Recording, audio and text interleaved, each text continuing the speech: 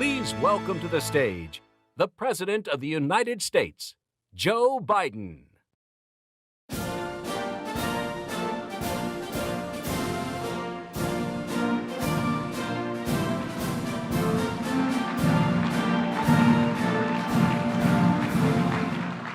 Good morning. Please have a seat. Welcome to San Francisco.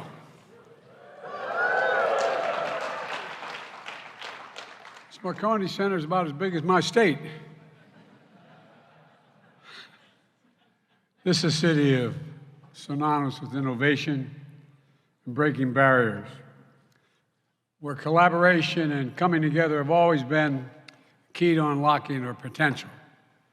It's a city that has been shaped by centuries of deep ties to the Asian Pacific region by contributions of people of Asian and Pacific Island heritage. So San Francisco is a natural place to gather to innovate and collaborate for the 2023 APEC Summit, the CEO Summit, and all the events that are taking place this week. And I want to thank everyone who's made this week possible, especially those serving in APEC's Executive Secretariat, APEC Business Advisory Council, the National Center for APEC, and so many others. Today, 21 APEC economies make up more than 60% of the global GDP. We're almost half the global trade. The Asian Pacific is projected to be the largest contributor to global growth over the next 30 years. So, the vision we pursue for the economic future of our region will rebound far beyond the Asian Pacific. The choices we make are going to matter, it's not hyperbole to suggest, for the entire world. It's up to us to harness the dynamism of our economies and tap the entrepreneurial spirit of our people and unleash the potential, the unlimited potential of our partnerships in order to realize a future that will benefit people not only in the Asian Pacific region, but the whole world. And I mean that sincerely. People everywhere. A future where prosperity is shared and is inclusive, where workers are empowered and their rights are respected.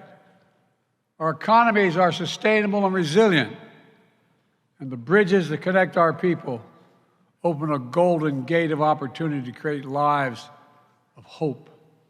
Just lives of hope. Most people are just hope. You know, it's been my approach here in the United States from the moment my administration took office. We're building an economy from the middle out and the bottom up. Trickle-down economy worked okay sometimes, but not a whole lot trickled down on my dad's kitchen table. But when the middle class does well, the poor have a chance and the wealthy still do very well. Because what happens, the poor have a ladder up. The middle class and the wealthy still do well. Folks, we're already seeing the results. The last quarter, the American economy grew 4.9%, the highest growth rate in 2 years. More people in the United States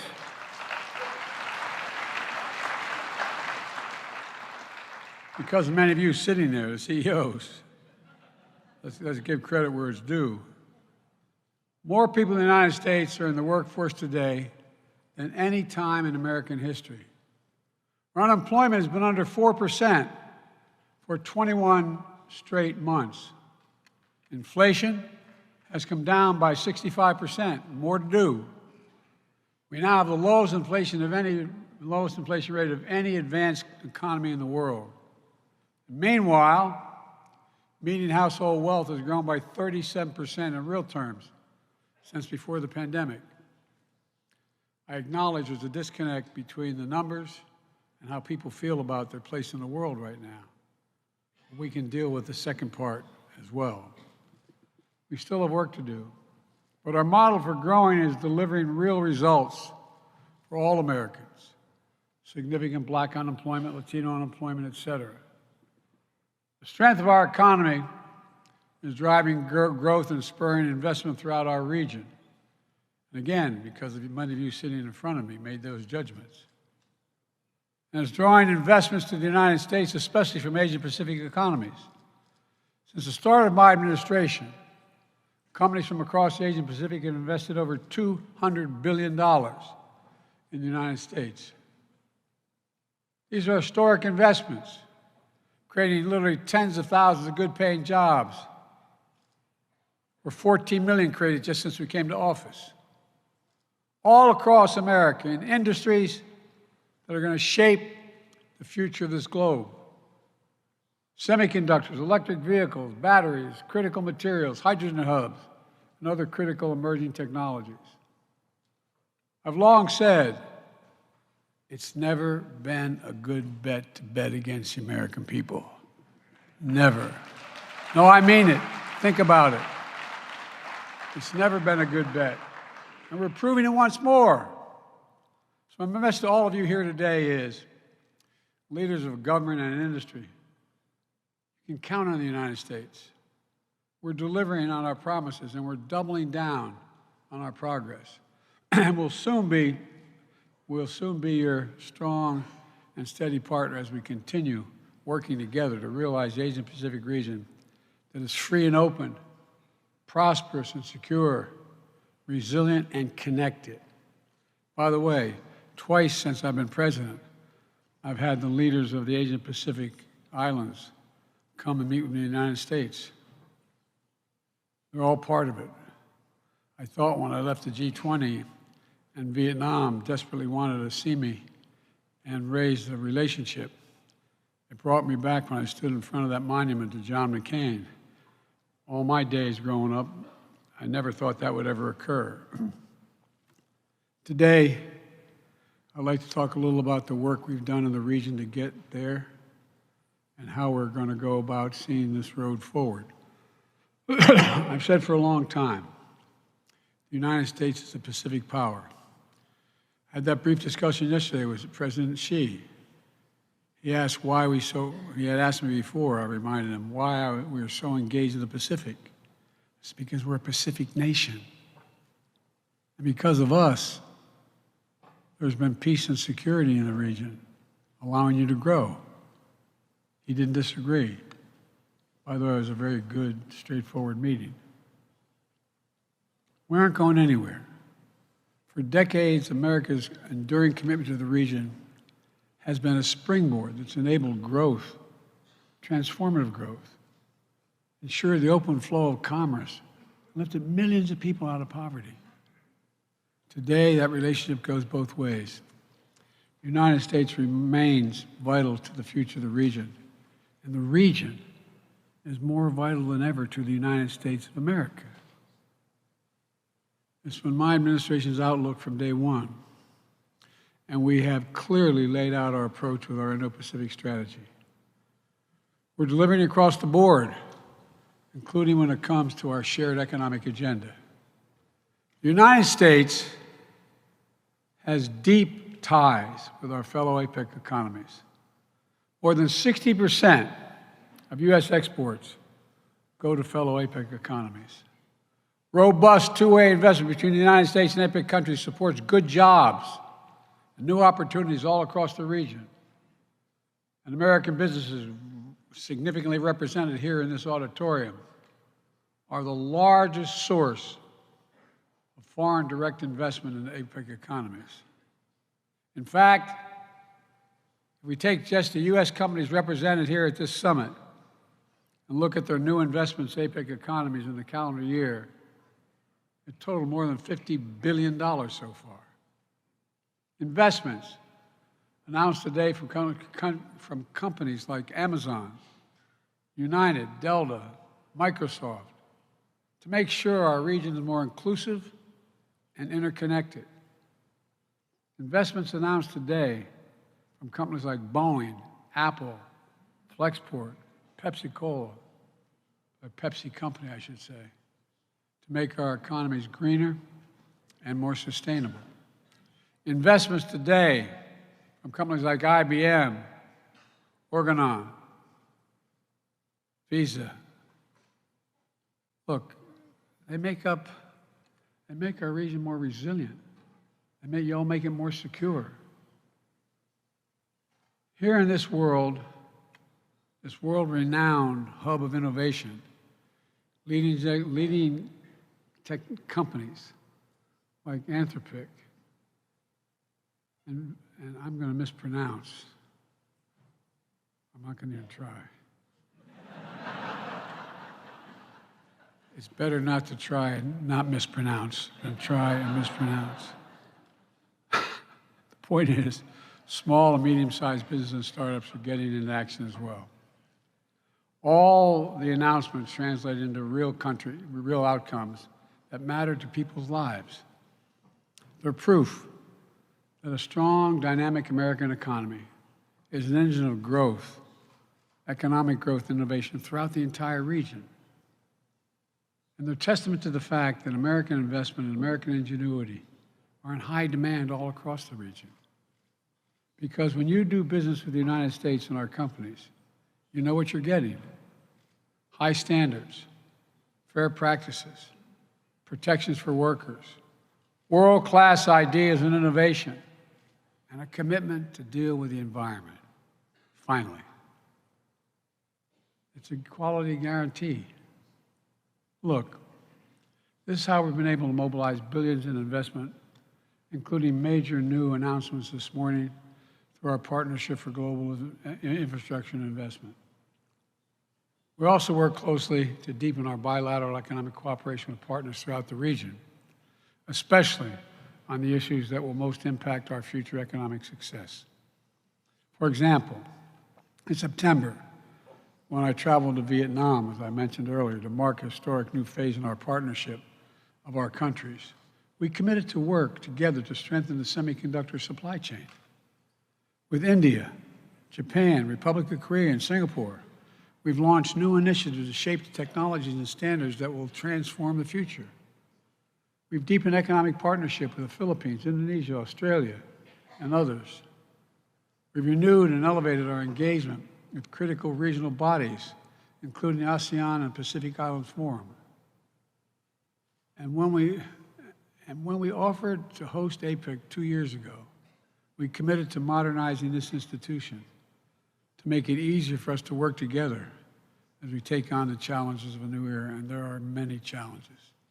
We're going to see more changes in the next 10 years than we've seen in the last 50 years.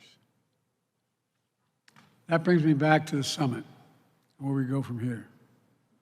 The world is fundamentally different than it was 30 years ago at the first annual APEC leaders meeting at Blake Island in Washington State.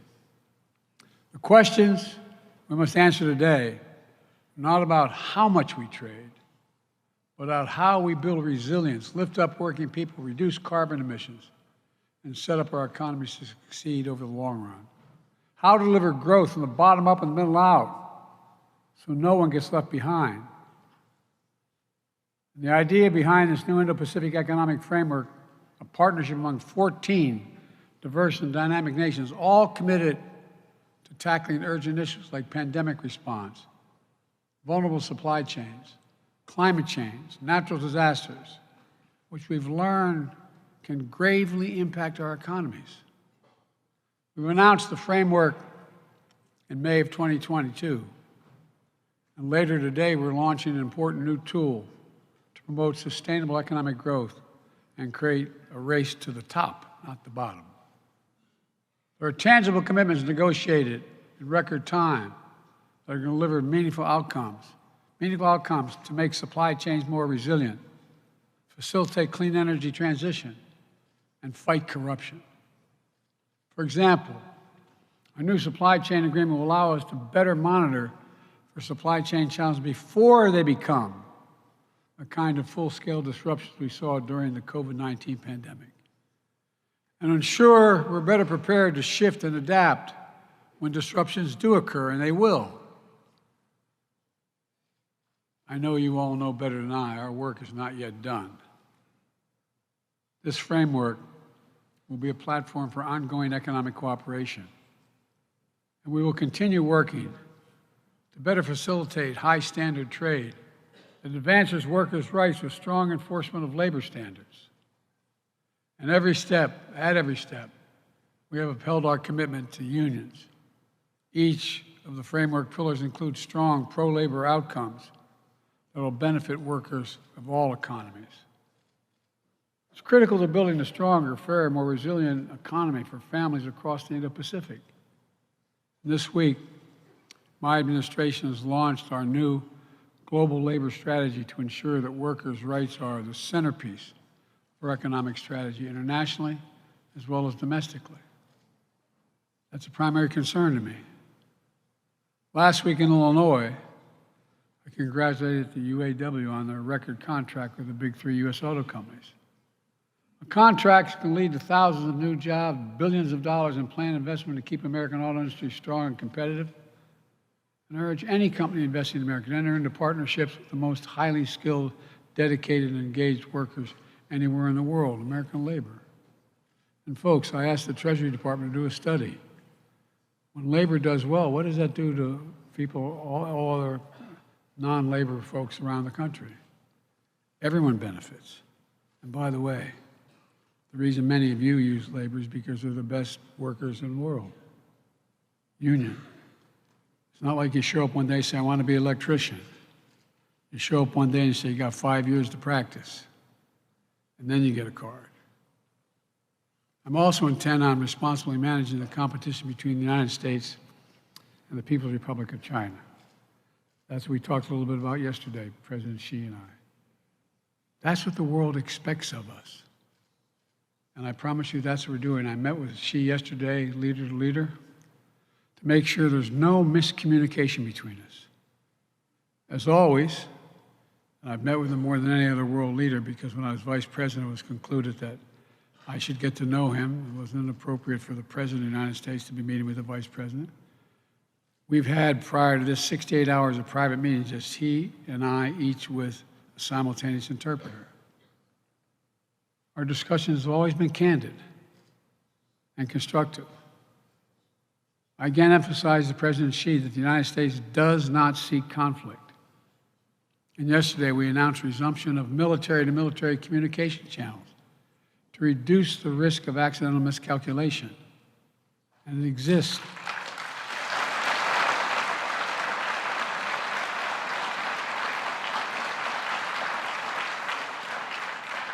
This is not, as my generation would say back in the day, this is not all kumbaya, but it's straightforward.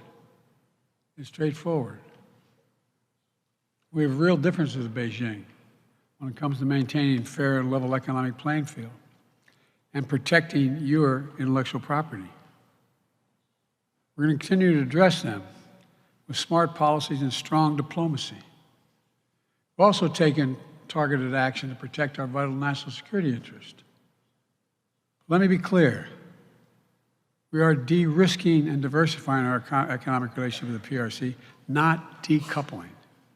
Not decoupling. We'll be firm, standing up for our values and our interests. And I was very straightforward, as he was with me yesterday. At the same time, on critical global issues such as climate, AI, counter-narcotics, where it makes sense to work together, we've committed to work together. We're going to continue our commitment to diplomacy, to avoid surprises, and prevent misunderstandings.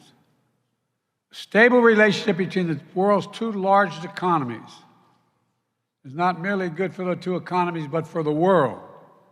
A stable relationship. It's good for everyone.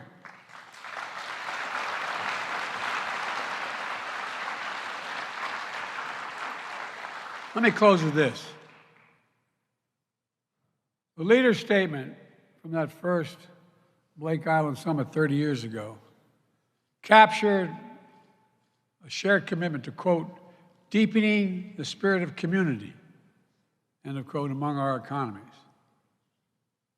For all that has changed over the past 3 decades, we have to continue to summon the spirit of community to meet the challenges of today and to seize the enormous possibilities that exist. My staff is tired of hearing me say this for the last, I don't know how many years. The world is at an inflection point where the decisions we make today, this is not hyperbole, are going to shape the direction of the world for decades to come. For decades to come. Just think of AI. That's particularly true in the Asian Pacific, where so much of the future of our world will be written. And I would argue each of us has a part to play in writing that future together. So today, I challenge all of us to measure our successes not based on the bottom line of our balance sheets, but with the lives we lift up through investments, the potential we unleash with our innovation, and the ability to continue to talk with one another. Let's build a global economy where everyone has a chance to succeed and workers have a fair shot, a fair share of the value they create. The United States is stepping up because of many of you in this room. We're not talking the talk, we're backing it up with commitments. You're going to see us follow through. So I want to thank you again for joining us in San Francisco. Thank you for your commitment to APEC and the future of the Asia-Pacific region. And thank you for everything you've already done to make this summit a success. We can do more. God bless you all. Thank you.